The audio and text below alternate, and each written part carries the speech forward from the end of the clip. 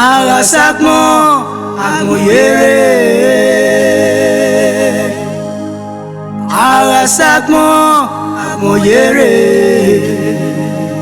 Agmoyeri Jerega Ujana Kaekera Agmoyeri Jerega Usena Kasekera Wago Kweime Nagbamoku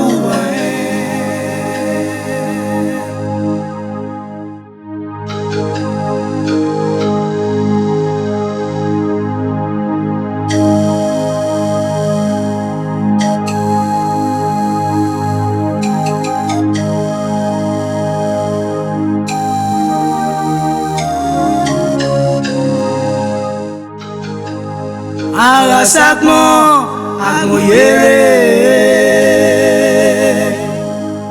Arasakmo Agmoyere Agmoyeri Jerega Ujana Kaekera Agmoyeri Jerega Usena Kasekera Wago Kweime Nagbamoku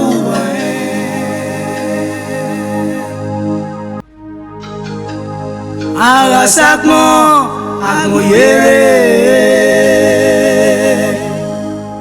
Arasakmo Na oge miame Ito iwe gbe Isati wa o wa veri owe Amigeba Amiginya Ema opiaki Iti ti ma wa pala ni ayi amisiwe we ya tebe la den wo gbe ile aje side we ile do relax enu gara pala na do ni me he ga blege Okay Nedia amami ba wa Iya vie na ina amwele we o Ema no de o se ne tie me Owe ni adie ni ade weta we na boy Ise ba waro wa video. Ito. Ise ba wa video. Iti ma na gele na e mo pa lo na wa pa na o da le mi no wa pa na. O wa da le. Ito. La wo. Mami. Omo no he wa. It's my joy. It's my joy. Emi suseba. Ito ewini na no wegbegbe. Eji oyiwa. Ibere wo ya we le gbuke samenia. E ko mari yeme. E ro toru kun lo ni. E ko mari yeme. O pe akin. Ya se ti wa tota yo wa. Wa bere ni ya ye. Pese ke ni ye re ye.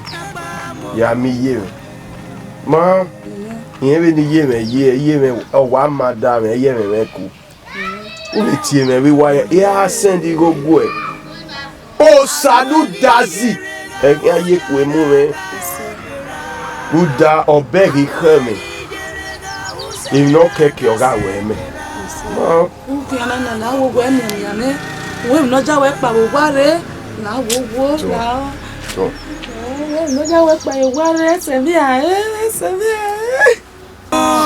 Agmoyere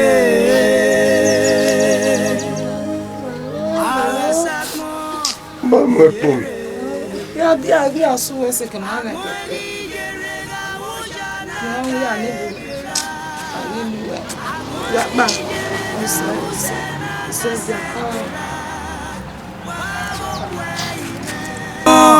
Agmoyere Arasakmo Agmoyere Agmoyeri Jerega Ujana Kaekera Agmoyeri Jerega Usena Kasekera Wago Kweime Ateka ega devega bebieu Amawo ye awo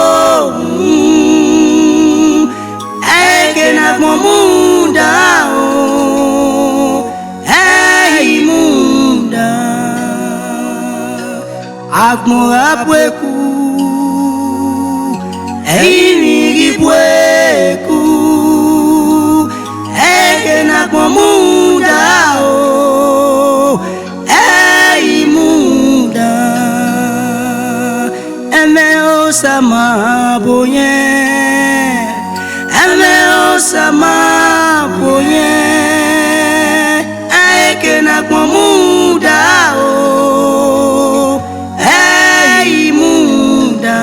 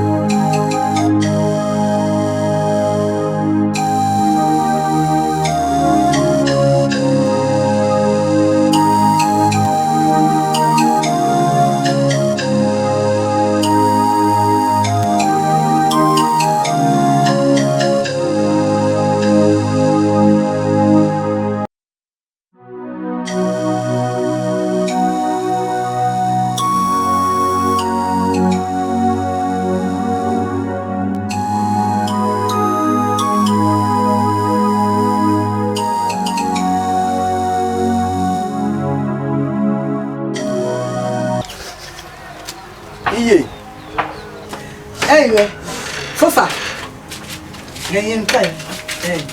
Iye, more rival wa, more cure Danny, a canny, more wide, more wide. And what time? What I will wa? What to my wife? How go on? And then he love ye care, oh yeah, so. Oh yeah, so. He make way to boy ye kiame say. He do boy ye kiame. Okay, la way. Eh, it's one. More mweko ni na. More na ko. More wanya money me. How go on? I walk with me no fear again. Oh, whenever we go. More wanya ye, monya. Monya money. Ye. Oh my see no see a kegbe.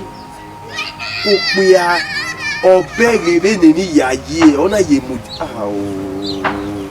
Italevero ime. Where my fiama? Iye. Si ekegbe.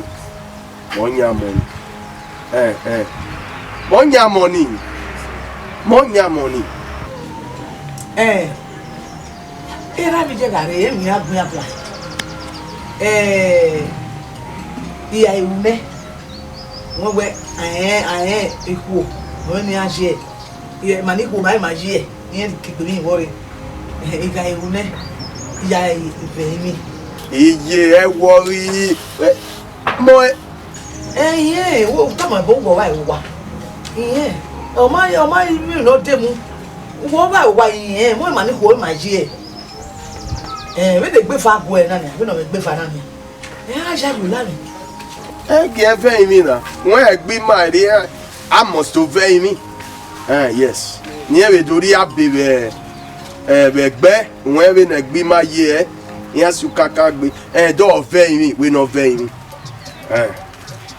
but mo nya money we time yan we do Oma ere.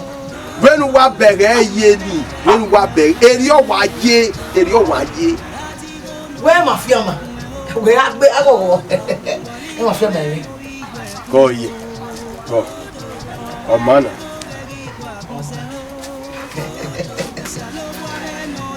Yo, e fo saro mo no.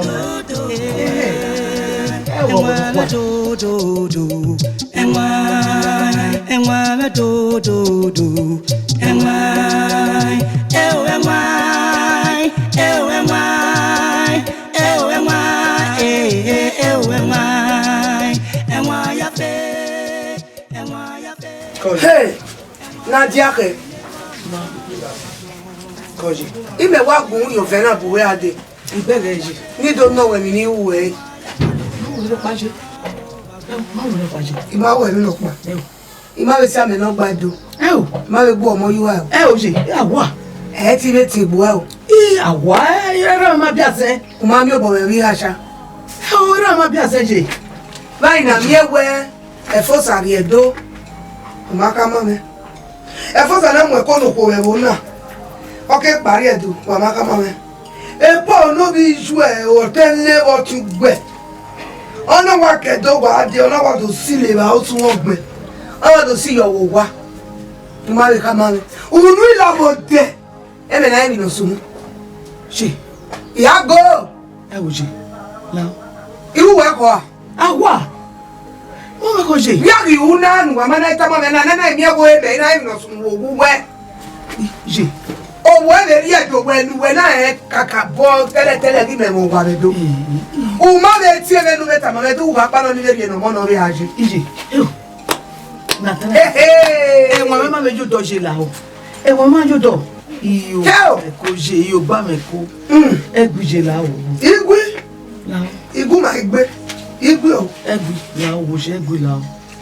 E mo mo ribo. Boje. Oru ogwa biye. Awon e. Ni be yo e ba o. Oni o ba fi bi. Agbekun gbo. Akwowe ikebefi ayen o. Iya akwowe efe na wa bu. Uni ewe o. Awon yan aru o. Ije. E wo gbaleje.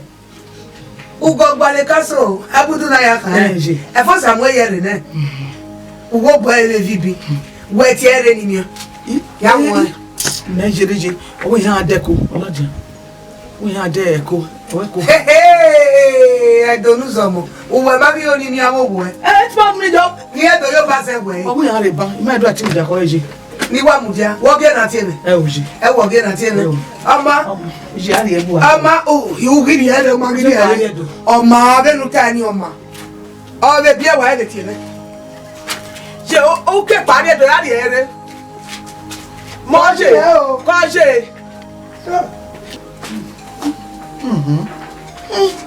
Agbonwa ka. O me pa na fi agbo wa.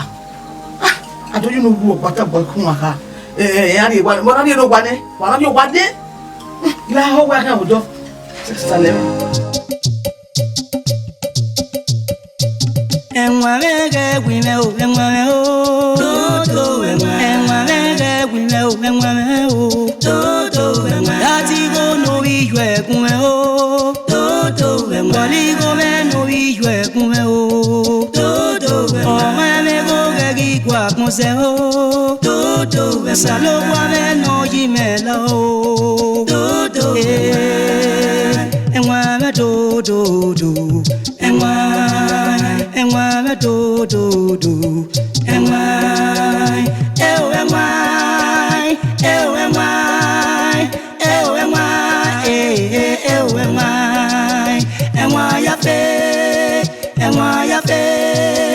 Enwa ya kwale mi ne kama o bakmo. Enwa ya kwale mi ne kama o bakmo.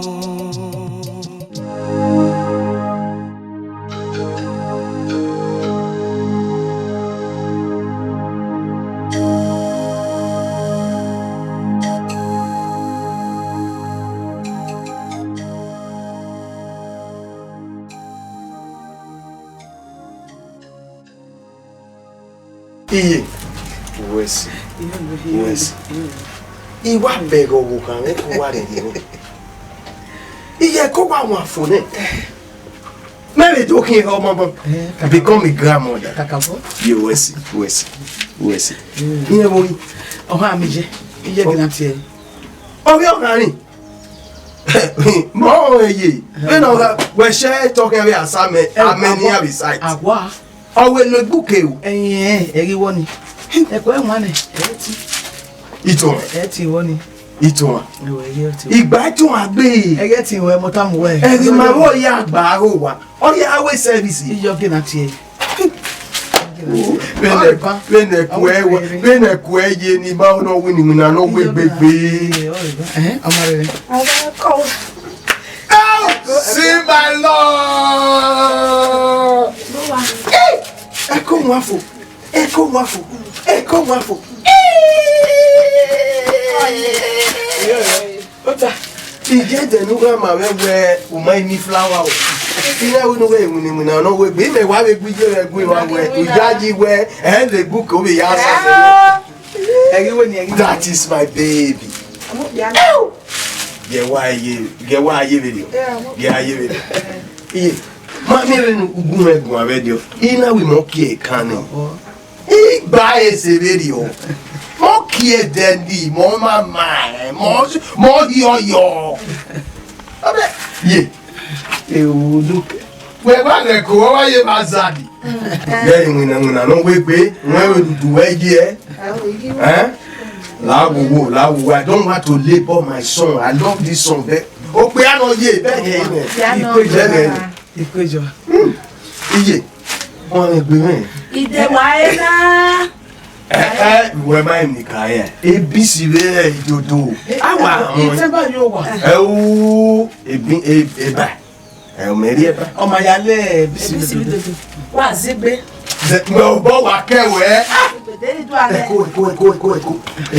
Eko. Imo nu le boy we ye. Iye me wa le gi e.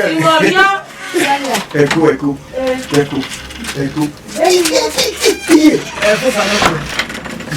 Eko. Ọmọ ni. Iba le dokin ọmọ. Ewu ye wesi. Oyi. Uma ye ku emu re. You are really a mother. Oh, iwe me we gbi. Itu one. Okwesi no.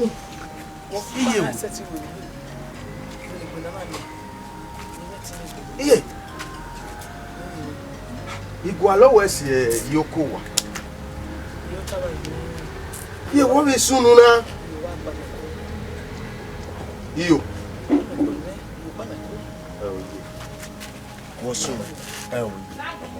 Wosu. Iba mo o ire. Eko ke bi akwe. Emi ni mo ha e ma e. Iye na mo pa ga seti. No nyo salopo yo an kwa meribo. Iba mo wo ire. Emi o be.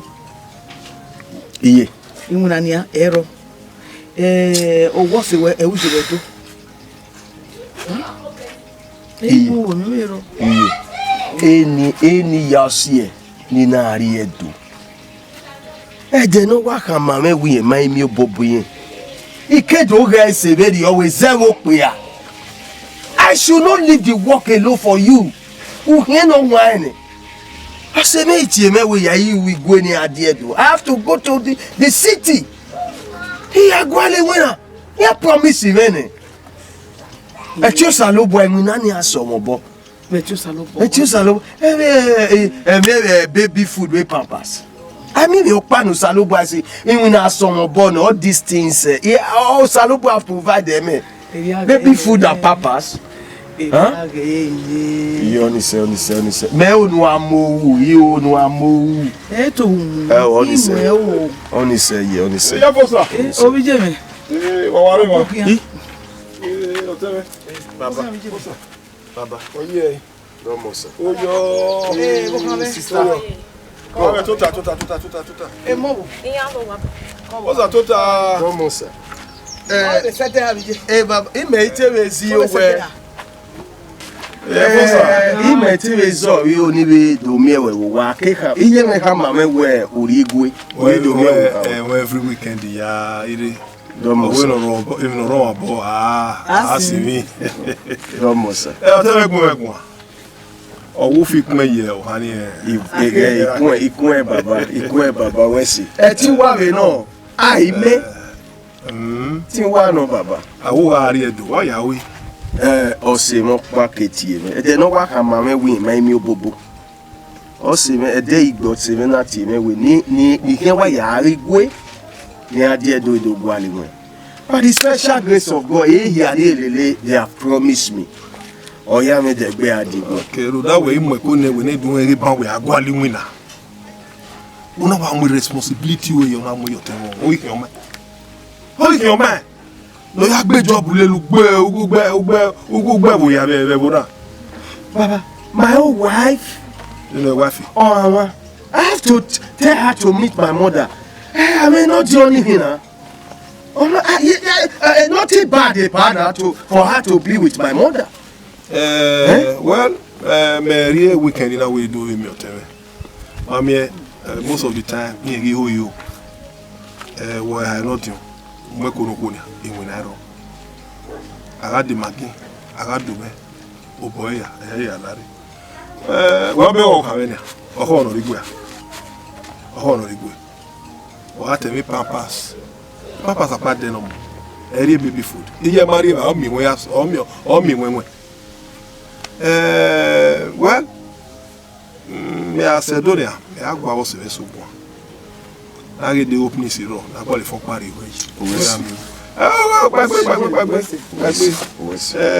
Go back serious. They too serious. I think by now. They did not say hammer. I go alone so I said, do that is why you are my elder brother. Hey, partner, we na gile go na me. As an elder brother, you are my father. Don't worry, be where did the baby food? No, they papas here. What do they know of him? You take off your responsibility. What if you what do the papas? Why you what about when 1 year banner, woman was Sanya Honi? Why are you my elder brother? Elder brother, I'm a Hona or Hokuna. Ego ya done ye, egg, oh, you're okay with body. Ego no. What a baby papas, I have my responsibilities. You also need to take off your responsibilities. I think Gomese Kenidia, Oteme, Wawe, Gimari, or Kamiam, a bag of rice. We are Lena, Alero, not the down my day. I have everybody reading to do tickets. Oh, yeah. Jesus Christ will not make it. I tell you ticket. You know, I rule. Iye, salutazi. Yaye wemowe. Ateka ega devega bebieu. Amawo ye awo. Eke na momunda o. Hey munda. Agbonghabueku. Hey bueku. Eke na momunda o. Come on, Papa. It's so what? Yeah, who you there you are? I want to know, Papa. You want no what to can here balegbe egbewu eme. Osaloba we say you am me Papa. Me do am titi back in me no mu so wa. Ni ti back in no mu so wa. O no kia we a. No na titi but ti back. Agwale na ya ri oka nbi. Osaloba wa mu gwere. Eni agele ka re o bo vi bi o kun. Ye o me no je wi ye. O bono mu kia na mu wo o kun. Kimekeko. Ogelo bi won. O mama. O bono ama. O wa bi Jesus Christ. Ila mi mi. we mother go jeze. Na ni mwera oto ni wa vai. Wa ka gi ya. Okay, did we hear you wo? Ija wa we pa mi eson. O ko do megu e o wa kun. Oboro mo kia na mu go. E kwa mu e. Baba ebio, na mi unwege zeme amumu. Iki. Weni egwe ikirikiri ni be ungu deko na. Obo kan we bi ati no do bi a epima bogwa. O do aguma we bi ke. Do yi. O kan me. E me we do omodo, e do kan do omodo. Oh, women je tu oya kokere. I will not give you those. No, not those. You know, not the one. I am going to you. Oh, I do ga. Iri agele waka oji. Unyi o keke owo. E wo saka wa ri oko re wa mi ko agbon ri. Me gi oko agbon. E fo sa no gi ya stay here do. O si mi ase yi gbe gbe do. E fo sa no go ma. Na mu wo. O ya bi do mu ewo ba e. Eru weje. Abusa say come abedo. We ya say ke. Na fa gbaro ni a. Eyan mu meye condition imagine. E wona ara wo wa ne. O ma egu wa be condition. Fo sa be nwena. No ya ara we. Baba ite bon na gwa no. No na gwa no baba. We ko egwe fo sa. Yan ba me mo gwa. Be wa ke ko ba se na. Ori ma we o ma na mi pe no ti we. Le ni gwa so se na. Uzo se wa se. Mo ti lo gwe ko. Yi besa. E fo sa ka wa ri o ko ma ri no me fun. Ugbolo ko ya ri. Ari keridi a ruwa mamu me. Goji go we lo popo ne ni abiji me no kwa ya ara kasa mege ni ekwekwe mo bia na no na o ti onda fun me no awugbe yi can you imagine dem ka make away iya gba me no ro e ogbo na ba gbe okogbo dem ka make kan can you imagine ima blame we Holy Ghost fire.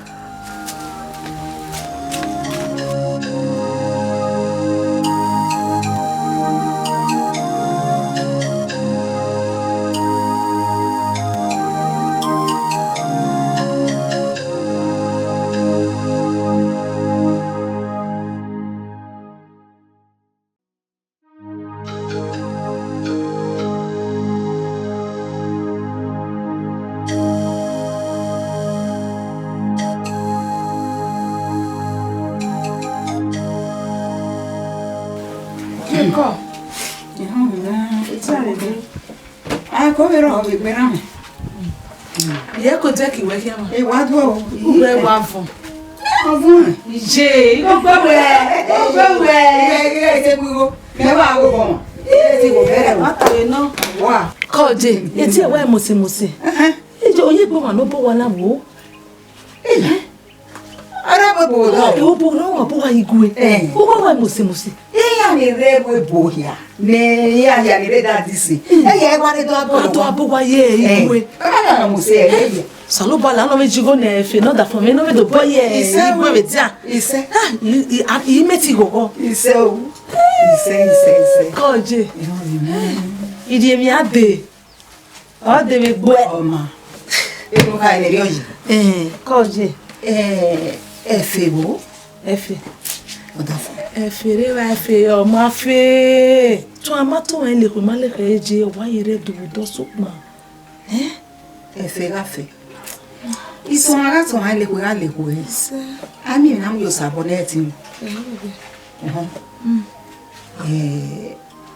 No ri mi o ri egbe wona la o mi. O se no aya bi e ba omo. O sa so no bi me ye nani. Je mata no we ge fe ka do mu mi ade do ne iga bi e ba mo ye ise do ne. Ye ise do ne do bi e ba mo i do are do ara ya bi e do ya wo do we udo ko mo be do udia ure Gebe me ni ma we ni do ko mo we this we ge yore ru ja mo ko we o me ti ba ni abe bo sege ge fe ni me do ko mo i do ko mo la mo ti me bread la o ka do beg yo o ni wa no re o we ge ka ne mi aka bi aro ne mi abi amaba o sa o ya bi do ami na mu yo salo babo ni setting o e no je me wa e wo la o me ma to salo ba na e mo we me o mi asedune e me ke bi lelu sa so eni we do biema je we be biema e do ni mo se ni o ni je wa bi le figari lo mo se e to de le fi se we ma pa ni yi tabo o me ti je do we ya mu ko wo boy me ho go to bed je ta ba ba wetana oge matana je je ko je la le o wa le ta yo ma le de na so owe na ore bu we na wa una ba we be alo ye na we de hin o fe wa do la ja o sa so wa ye bi ye wa ye bi e ma re bi je na we no zeni wa de no de when you wa ni ma wa settle down ma wa go no be avasi me efe ogunre obene ni ma tieto efe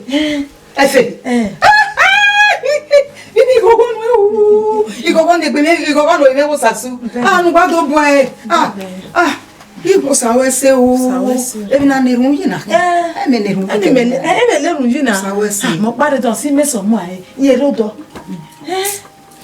ma rodo ina na ma bi rodo ni ne ibe do abiele mi ya be do ama o wa ni mo se no fun ye ne do ma ye do aro oni rie ma we obo wa ni awun ye mo wa ne Dota ma ni awun ye mo wa ne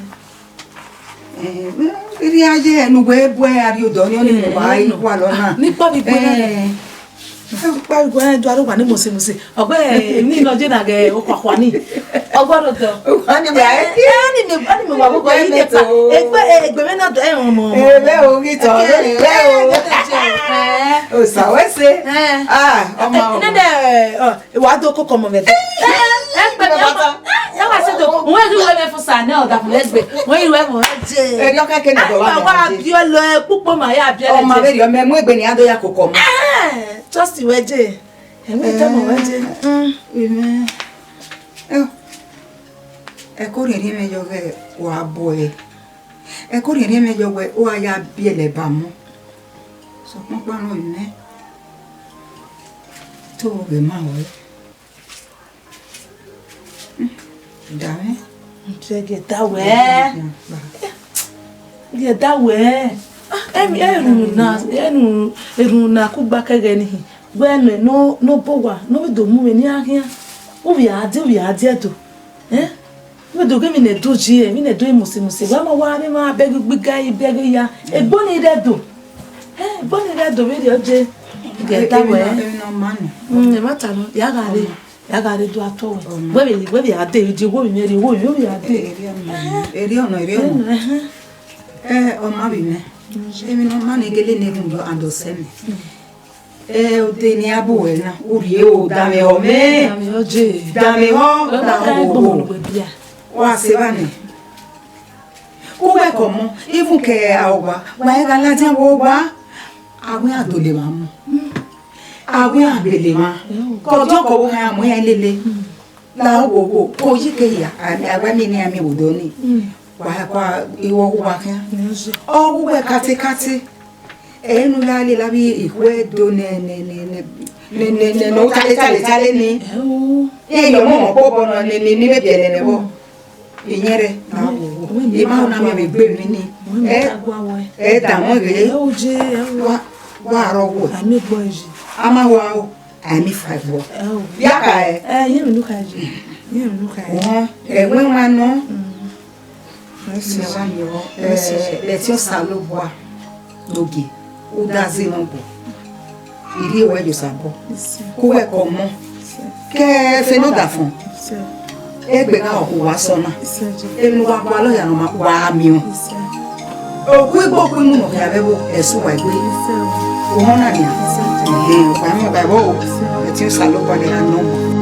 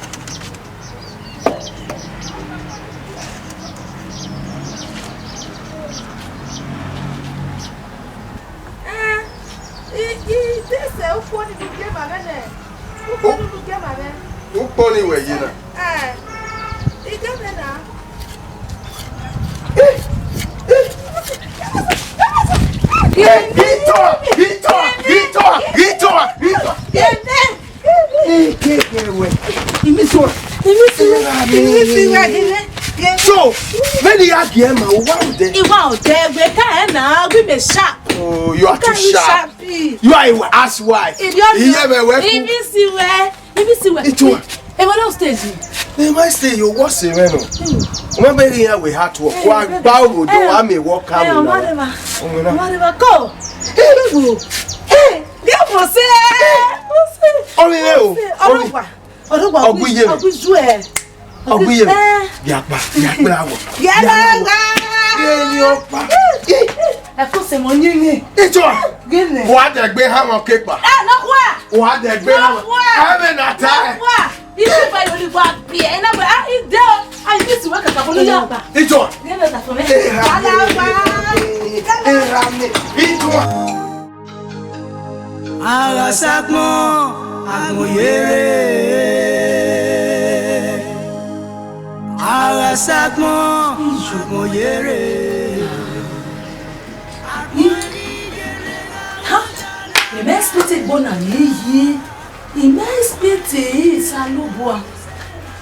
Hey, when you say, it mama sona. Salobua. Jimmy. It do macedo.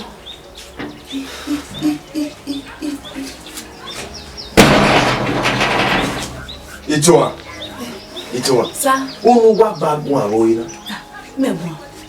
Bemebe, eme who was in any young way water in the water. Iwa home. Itoa. Dame o. Me ye work igwe adie do. Eri dame wa. Huh? You don't want to live a city life. Agbingwe ni nana kwere wa ton wa ewe gwalo. Eh? I brought you to the city. You want to live where? Huh? Okay, do my where me here? Why not? No, so papa no deep be carry me kere ni. Ina te bi ya do bu ya ti owa. No kwali go re meni ya we ra ni. Ye me dey re na. John. Sir. No day. We better back to you no day. Huh? I when you dey complain opa re na. Umwe ye hu. Kele ni ade o me ri enu. I've been searching for work. I'm not a lazy man. Huh? I'm not a lazy man. If you can work who have fast for 40 days and 40 nights. Not that for anyone. If you really love me. It's enough. Eh? It's enough. Don't knock about Yana. You don't need to banijina. We fasting by now. Mama. Osime. The guy no zero no de. Wawe. Temba. Igai, the money kere ni. Ni ya wi gai. Ah, we wona. Igai ata ya temba. Ayi gai temba. Ya temba so papa no me. Mege ni opa o. Ni ma me ni gwenda. Dame o. Igai ni ya temba. Unwono. Oge no de ran wa yari o. I am going for that work. Mwe ye hu ni atire yi wina. Ni atire yi wina ne. Demi owe lu ye gwa lo. Huh? Huh? Imai. Go, boya ari owa. Umwawe fast for 40 days and 40 nights. Huh? Yes. 40 days and 40 nights. Yes. Banana. Dem no banana. Banana. Eri egbo e ka ye de. Wu no re wana na. Eri wa ka ye wu ni. We me ge we ka ya ho. Ama wo gwa me na dodo. Iwa egbo we fast Benijina 40 days. Iye ki we papa. Ah, hey wona. Oma boya ri owa ya temba you won ni. Ya temba you won ni. Mo agwe o 40 days o. Benije. Oma, boya. You wait, Papa, give me. Ah, where the hour? Where the conscience? Arasa egbera, amoni jerega usena kasegbera, wago kwe ime, nagba mokuwa.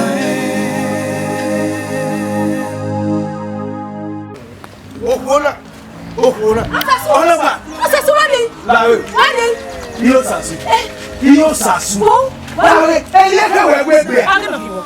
Eye ku wegbe. Ke abati me ati emene. Aka mame severi ogwe edele na ni rade. Iwina ga sorobo. Who when I apisa ye get me get you winner. Yes, oh. You are enemy of progress.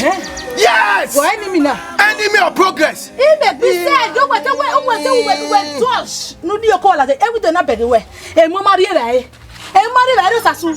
Wa pasi ya e. Na ko ta de se mari rai. Ah, omo dan go we ni aje to na medo suse na. Who sell it koka? Eh, ro sasu. Lawe. Do we marry rai? Do we marry rai? Where I think go when we go.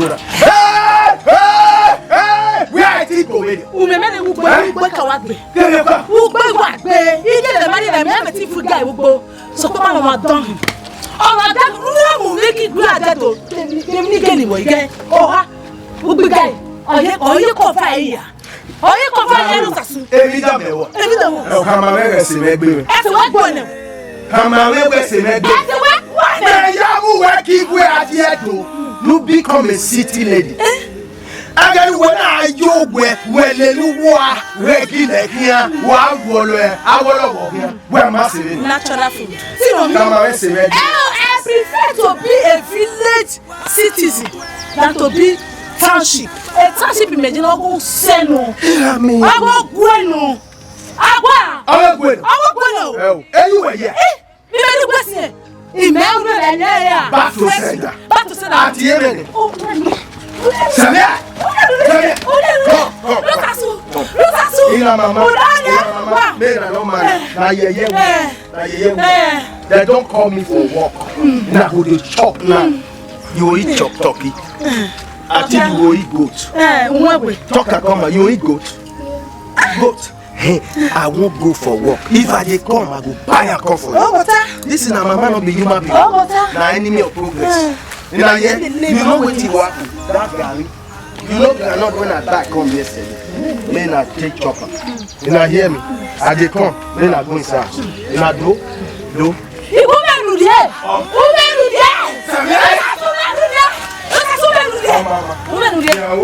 You were when you married me now. Here in my buyer Africa.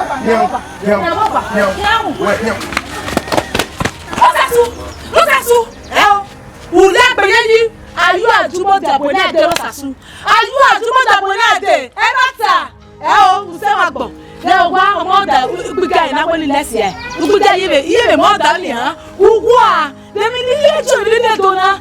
Le ni ejo me wa ni gbona ma se me to ada dona. E to na no mama na. Na ni be fresh food e ye na. Fresh food diga ni gwe. Il said to na e na de o to be 10 days. Egie. Sorry na sasu. Una no ma that yo. Una come. That na woman le wan come miss. Woman. O be le no gbe ni ka lo ku o. Imu na ku mo le to sasu. O bu me te wana. O bu me te. O bi o ta poso. O bu me te le wa no. Wa le de lu pe. E de lu pe ka ti tu a. Ti le Amoni jerega usena kasegbera, wago kwe ime, nagba mokuwa.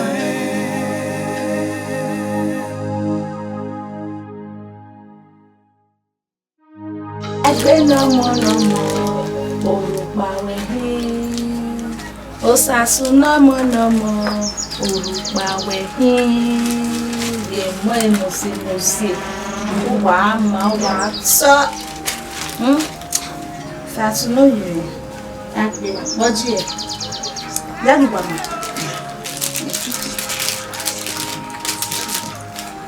ori sweet we wọ́n me gbelu You don't do. What's in mind? Ebe. You don't. What's in mind? Rest. What are you mean? Elsa swear keda. Na mu don. Ebe ni wa ekigbe Uwadiae. Uwadiae said do era we go wa me when you were sagin. Ebe no say imi ko na no na we ni answer ni imi ko. Ona wa ki me rest. Ela gbon. Yeah, we ba well so me Abu ni zena. Abu se. Abu ta a do na we enya we do wa se to wa ni ko se I enjoy. Enjoyment ni lo ni. Se ni koka. Eme wa de se magbona. Fo sa wa de ne wa die do.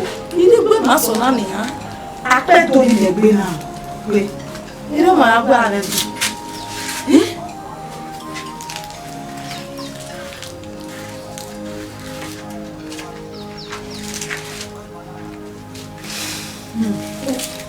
Mama. Ako ni. Ubize wae. Webe wae. Mama. Mwe bagi. E pa pa de fa libo. Agbe ize. Ere wa. Ide ni mwe bele wae fa pa.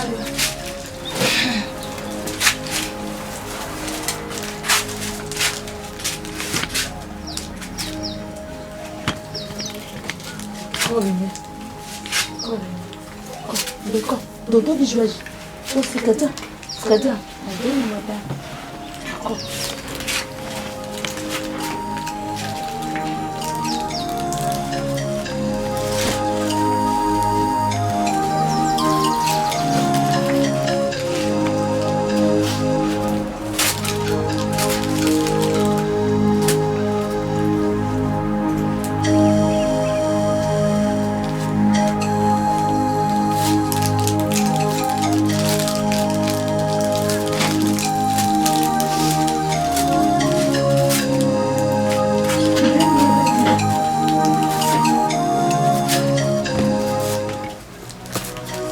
Ateka ega devega bebie o amawo ye awo eke na munda o munda Agbonghabueku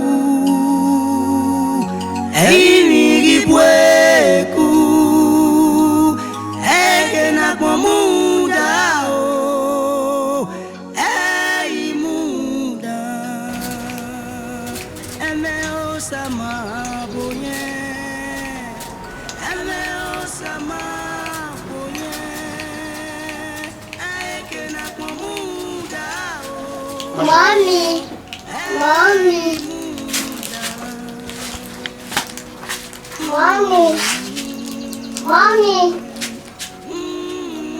Mommy.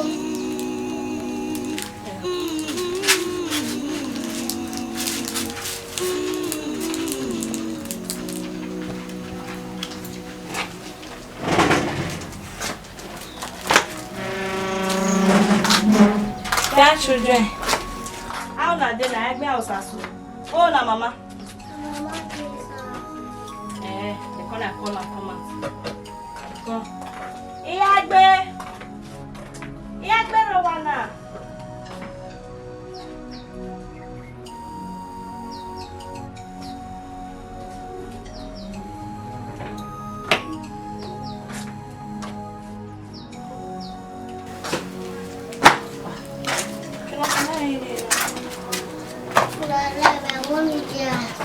No this aso me mami jua.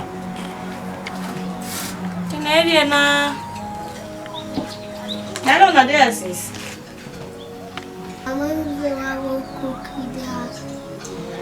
Mami jua o. Mama, sis wa robo. Agbe. Osasu. Ew, good boy. How are you?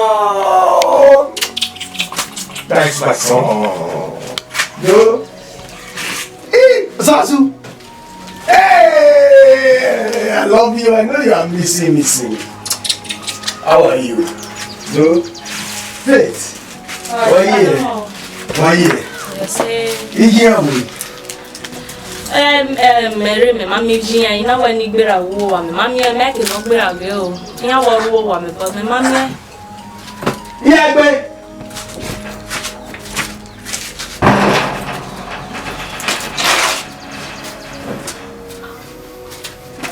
Where's your mom? I went inside. Your mom not there also.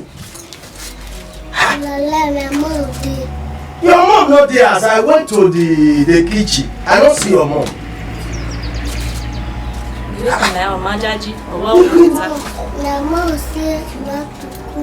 She said she want to cook.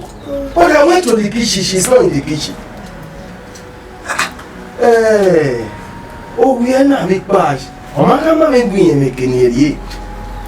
You are going to take what I do. I told you to come and my way here. You know when you wake me up to talk. Oh, that means where if you can't power go away. You have to say beyond the Jesus Christ. Which one? Oh, it's one why I did the video. Leave these two children. On a wapa.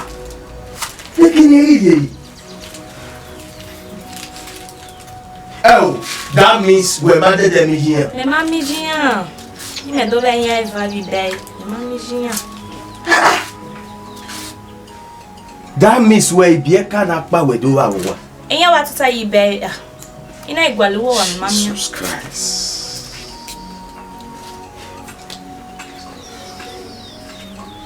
Agbe.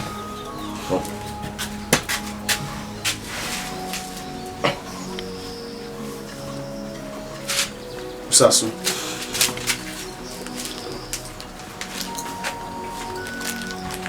Hell. Does it mean that you and your sister, Agbe, Sasu, that means two of you are just day house since? Eh? Okay, tell me, where your mom say she dey go? She told you that she want to go and cook.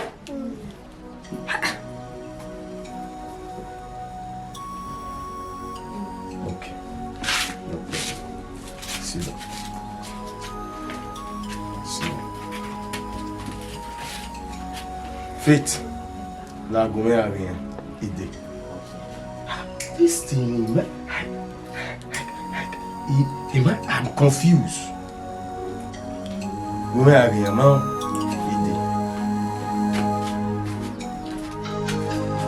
Arasakmo agmoyere Arasakmo agmoyere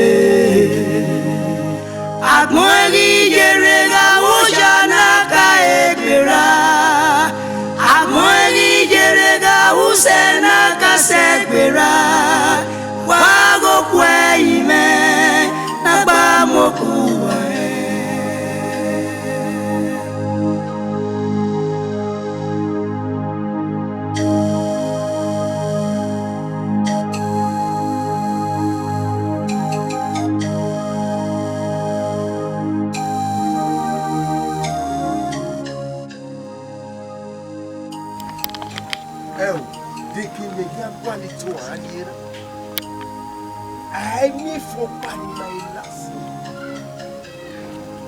Okay, il veut savoir si on est à des sous. À des sous, on est man. Hein? Where you know in me be a canny, in money gear. Huh? Less than 4 years. What was here? She left then and ran away. Then what? They remain your body. I'm confused. I'm confused. I'm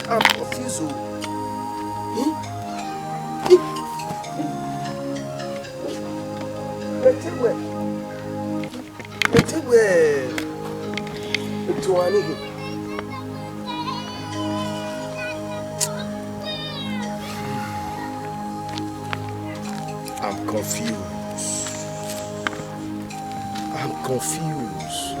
Oh, de kene walito ariena. my boy Magbina, Mama Gui, Imafia Epa, Imagbo Obi. We related way carry winner. You know, Ideo, Bao Dabiekana, Ide Baba. Make a wacky winner, Magi Bito. They can make equally to Ariana. Agbe Osasu. Children of less than 3 to 5 years.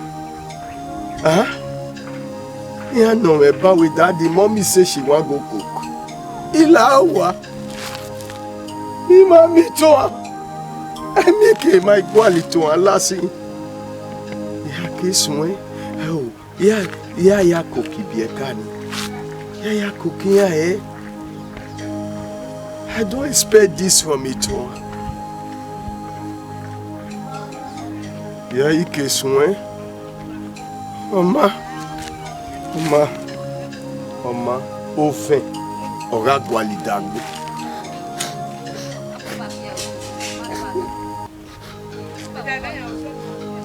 Mama, ofen, ora gualidagbe. This is na ori simna. If you call my phone, you no bad. Also no. Who are body phone me? Oteme. Edokita sibiri owe uwamana mama. Agbo ubo. I understand. Oge mwina weta. Ni me yena. Ose mwina. What's all my phone me be what's no. Oma akwewe akwon mi. Oma si ni me yena. Me marry ekenike de, imagine yaswe. I'm confused. Osama de you are. Wo sai. Osa. Obukami. Make waki winare. My 2 kids. You mean?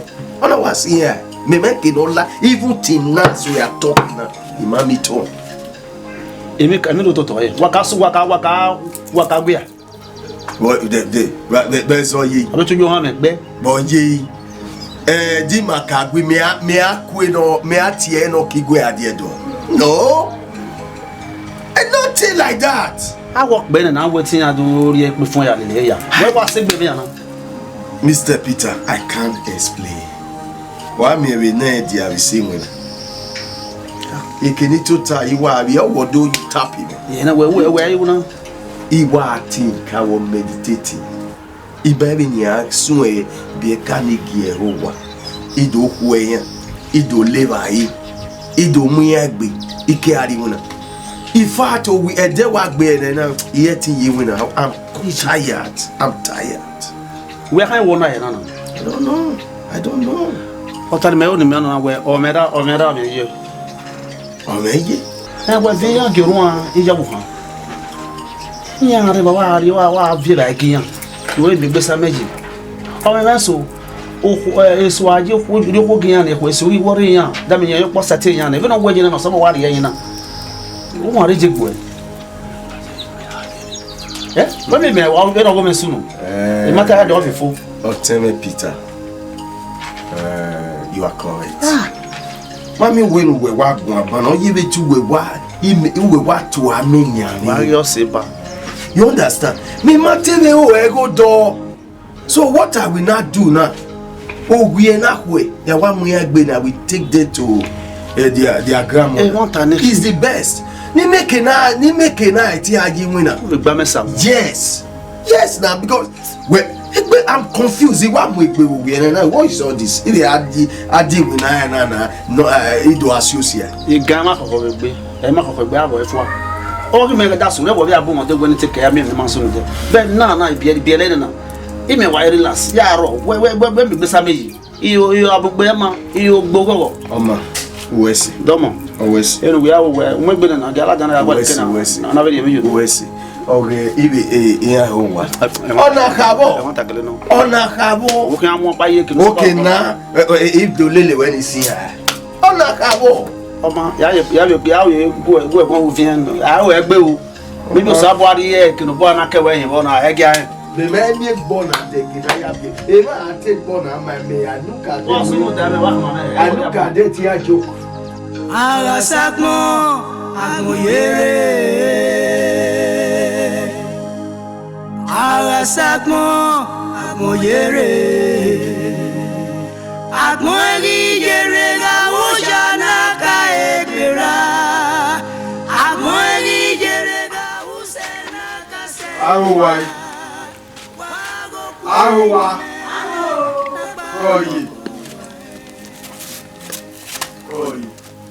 Oye laisu What's in Pocket. Ẹni kiri. Egbe rigbo ẹ n'okwu lọ́wọ́ wọ́n èyí sẹ́tì ìfún. Èyí náà yìí mú ẹyí. Oye. Iji àbò. Iye. Kene ẹ̀dìnrìn adé. Ike bu àlejò. Ọwọ́ kàrin máa ń mí ọkùn. Ije o. Máa ń mí ọkùn. Ije o. Omi mẹ́. Kene ẹ̀dìnrìn adé. Máa ń mí ọkùn. Ogun àtúpa. Omi mẹ́. Ogun máa ń mí ọ. Ẹ̀fẹ̀ omi mẹ́wò. Omi mẹ́wò. Ẹ̀fẹ̀. Omi mẹ́wò. Ìtọ̀ àbò. Ìjọba mọ̀. Ẹ̀fẹ̀ omi mẹ́wò.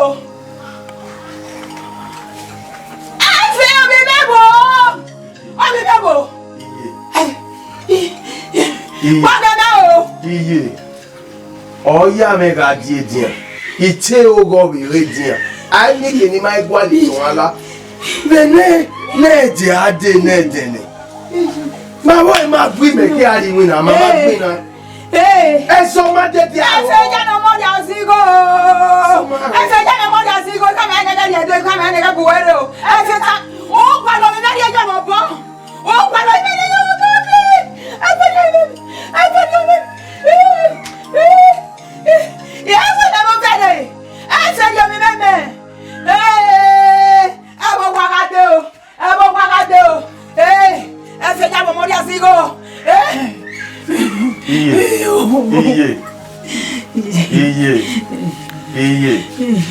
Iye.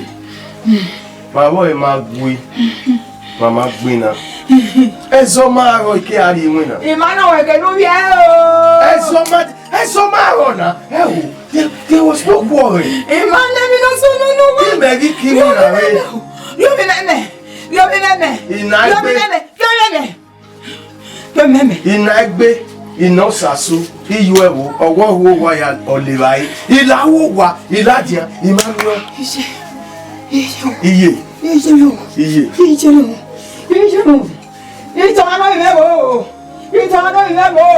Efe ya mo mo dia sigo. Iye to aredia. Iso are ma ga sama wa. Iso are ma ga la ta wo kwa. Ono mo ta ni ga ba no ge ma re. Ito aredia. Gwalo ina de me.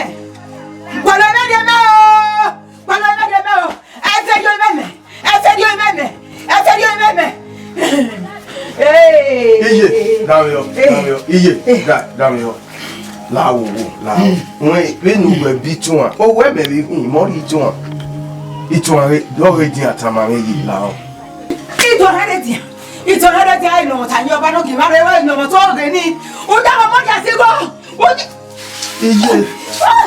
You remember.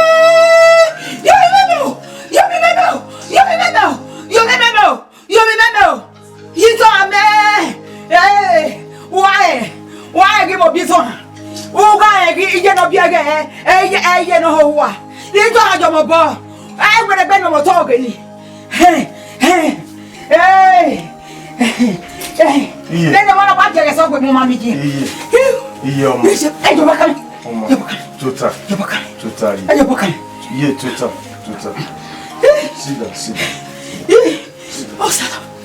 Oh, that's enough. It's not so how. In a way, never go say you do. I say, I'm a more as you go. I say, I'm a more as you go. I say, oh, I'm a more as you go. Oh, are you a young boy? Are you a young boy? Hey! Iye. Oma. Ibiekana agbe osasu eyewe no. Iri tiwanu. Ya to take we ni ya boalo. Awe police station no. Nibi ari police. O da ya ma wa no ko onure. Eje me akin. Isa je me akin. Ma ana kokin. Bi an le gbe. Eju ani no mama no ma kokko ese ni. Bi akin.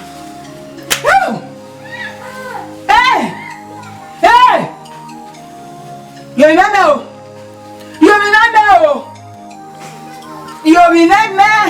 Viens au vieux badoba. Et Dieu viens aller au jouer ni non ma mani. Viens. Agbe. Allez. Chassou. Efe. Iye.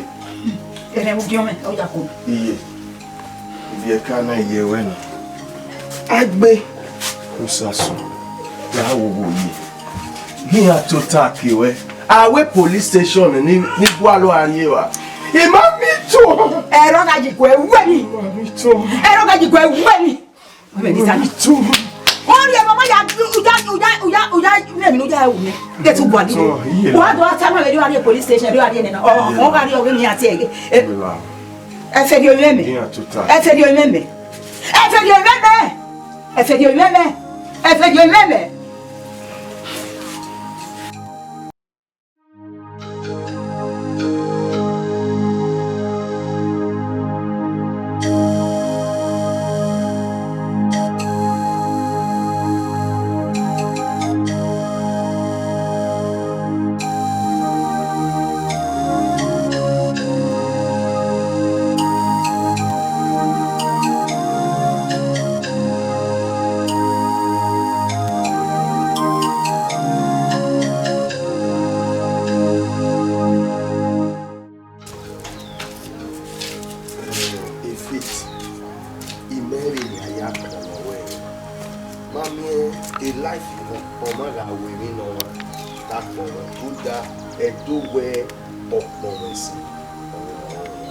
If I do total now, imagine that very day before my arrival, una wa to talk Ibiekani. Even till as I'm talking now, I don't even know. My sister, I have to take them to my mom in the village.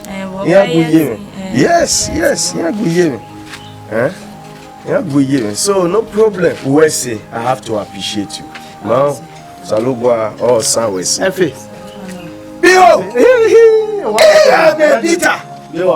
You see Ubina. No. Pardon. Or why he had me. In fact, that very day no Wukame see Biekani and on a lefo. Before me came in, we make it total Gary Biekani. Also, oh, she's just a close by neighbor. Very nice young lady. Very nice young lady. Very nice young lady.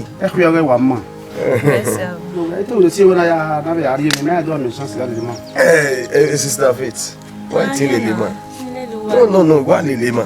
Yeah. No. I can see you are smiling. Hey, no woman. No. Someone bless you, woman. Yes. Go. Agasakmo amoyere. Agasakmo amoyere. Agmoegi jerega ujana kaekera. Agmoegi jerega usena kasekera. Wago kweime nagba mokuwa.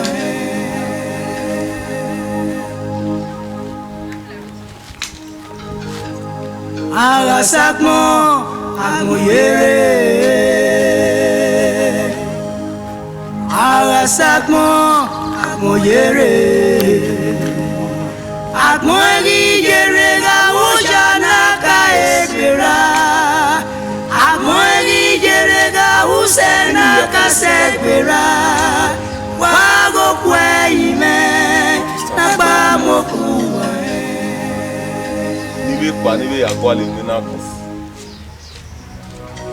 Ateka ega devega bebieu. Amawo ye awo. Eke na mumunda. Hey munda. Agbonghabueku. Hey migibwe. Amoyere.